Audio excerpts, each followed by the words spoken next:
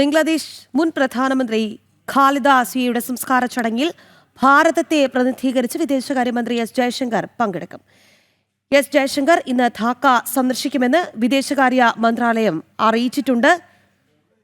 വിവരങ്ങളുമായ ശ്രീകാന്ത് ചേരുകയാണ്.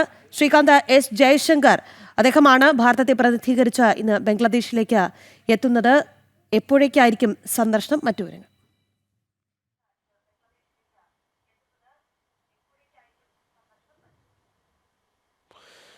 ഇന്ന് വിദേശകാര്യമന്ത്രി എസ് ജയശങ്കർ ധാക്കയിലെത്തും എന്നുള്ള വിവരം ഇതിനോടകം വിദേശകാര്യ മന്ത്രാലയം സ്ഥിരീകരിച്ചിട്ടുണ്ട്.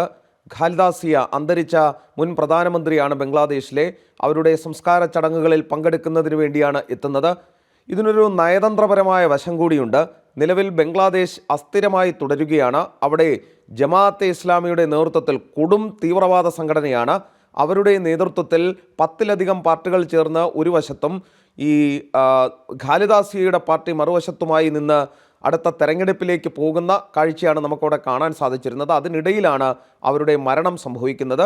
ഇപ്പോൾ നിലവിൽ ഇന്ത്യ ഗവൺമെൻറ് ബംഗ്ലാദേശുമായുള്ള ബന്ധം അത് കൂടുതൽ വഷളാകാതെ നന്നായി കൊണ്ടുപോകാനുള്ള ശ്രമം ഒരു വശത്ത് തുടരുമ്പോഴാണ് ഈ മരണം സംഭവിക്കുന്നതും ഇപ്പോൾ അതിൽ പങ്കെടുക്കാൻ തീരുമാനിക്കുന്നതും.